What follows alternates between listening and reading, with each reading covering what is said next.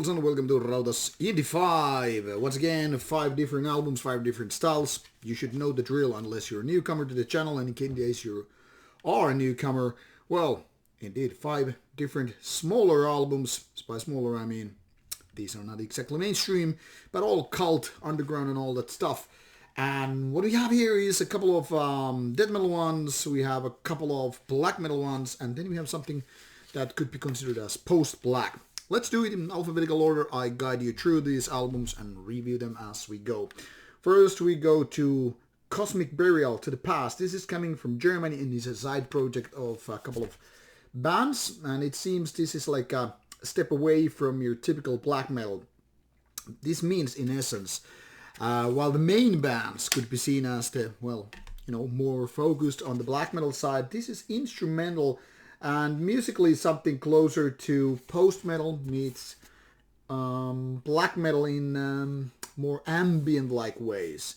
In essence, it means lots of keyboard used, melodies, and something that could be said atmospheric black metal made love to this post-metal band, and this is the result, the kit of those two styles. As you can see, this features only 4 tracks, but still makes a full album, so technically speaking, lengthy songs.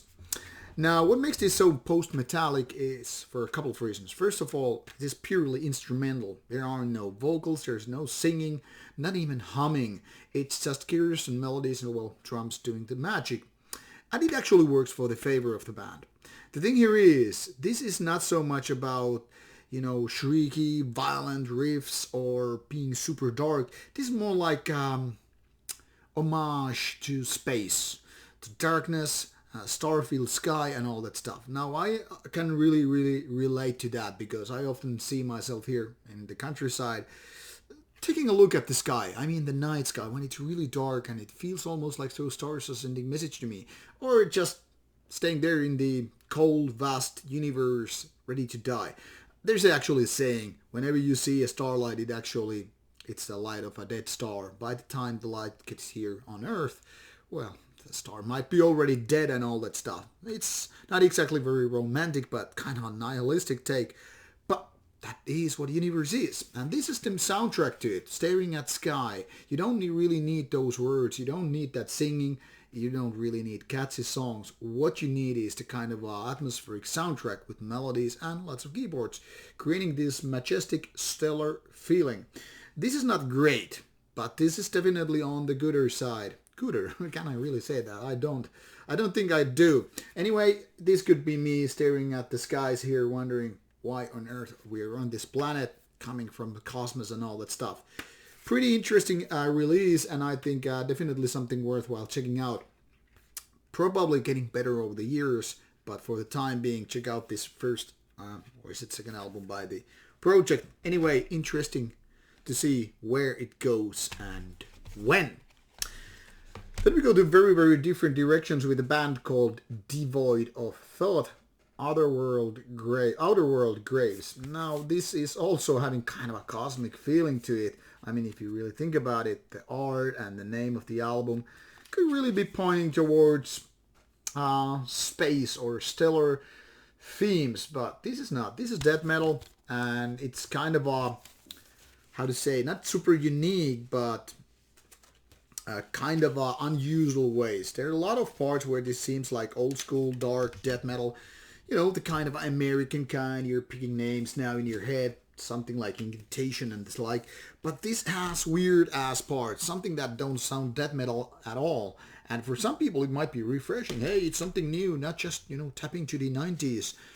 But some of them are just like, what the hell, why? So in case we should call this, I think Italian-based bands, I think, something like experimental dark death metal, that should give you a little bit of idea what this band is going on with. But to be honest, I don't find this album compelling, likable and all that stuff. First of all, the production is kind of a mushy. It's not really powerful. The vocals are very monotone. Well, you could say a lot of growly vocals, but let me put it this way: there are also a lot of growlers who can really go for lots of different tunes and tones and all that stuff. Not exactly going melodic, that is.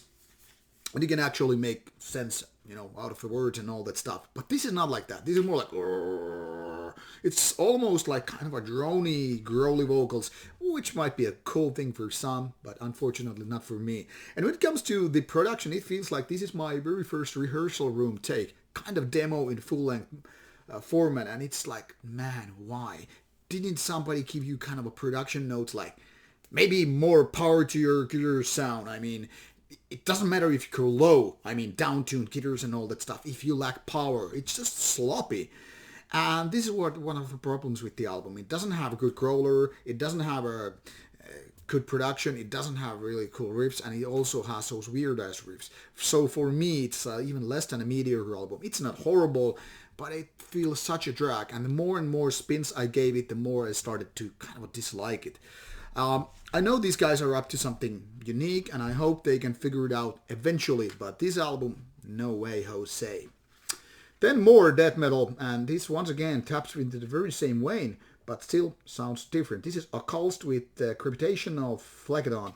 Now everything from the cover to the logo to the feeling to this album is like, okay, let's move to United States early 90s and tap once again to the veins of incantation and the like. I kind of always am inclined to say incantation and immolation, even though I know there are differences. And to be honest, I didn't pick so much immolation vibes with this one. I mean, they both have the kind of a, curvy, multifaceted ways of doing riffs and all that stuff. And they both are dark, but of course there are differences. But where incantation kind of manages to keep it very magical in nature. I mean, they sound kind of a sinister and ominous and all that stuff. Occulsed is not exactly doing that. This lacks actually the same kind of power that Devoid of Thought. The riffs are basically what you are supposed to have for a death metal band, and you have the vocals and all that stuff. But once again, this feels like it was some kind of a EP or demo found in the 1992 cellar basement kind of a place, and you're like, hey, let's release it. It kind of has the understanding of what death metal was back in the days, and yet at the same time it also lacks the understanding what made those albums so special. Not everything, of course, but I mean, whether we're talking about any kind of American death metal, whether it's Obituary, D-Side, Death, Cannibal Corpse, Suffocation, and things like that, they all had the kind of a different kind of a power. Be it immolation, incantation, you get the list idea here. And Occulsed is like, yeah, let's do that. We're so much like enthusiastic about it. The funny thing is, this band has members that all have multiple of projects. So to me, it seems like this is lacking focus. This is lacking the dedication.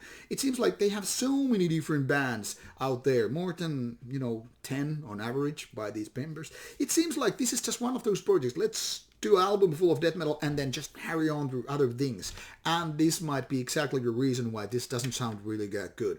Where old bands were dedicated on this one band only. Back then you have to remember studio time, equipment, instruments, whatever. They cost a lot of money. And in order to become a good, musician, you had to put a lot of effort, not only in, learning the instrument, but also making those songs wonderful.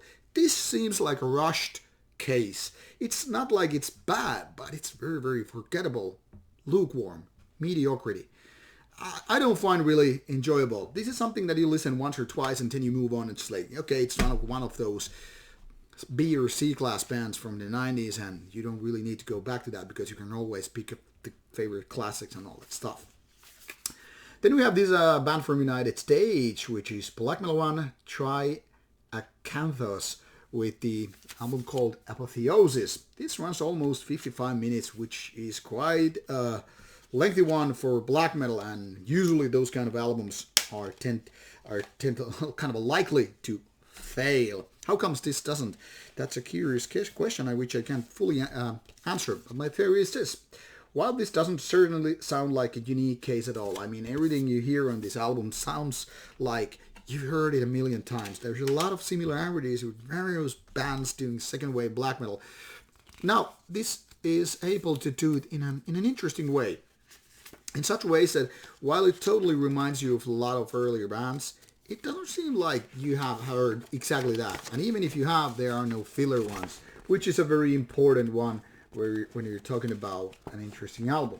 Now, 55 minutes might be too much for you.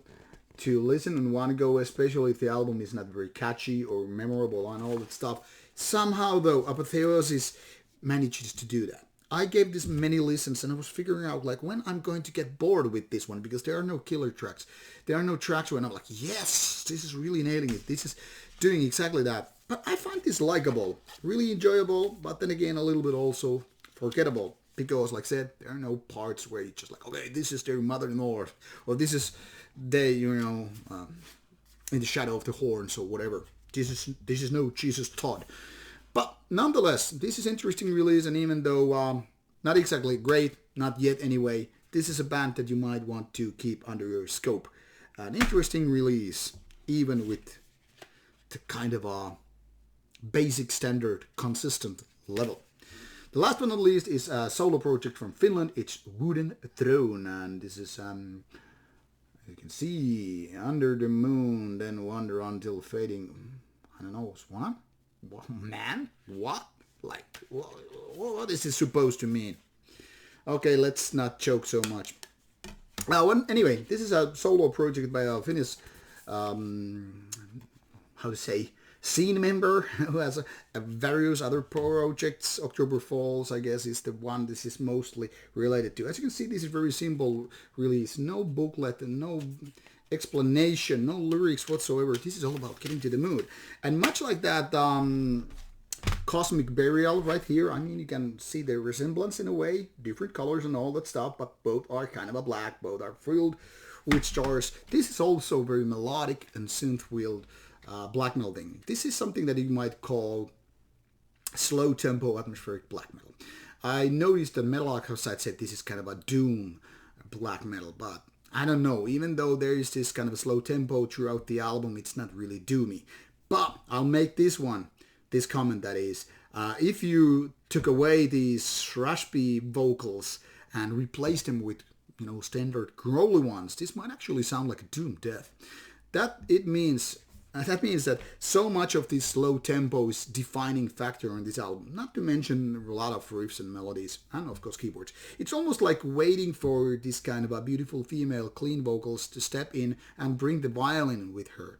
It's almost like we're doing My Dying Bride, but wait a second, we're gonna do it in a black metal way.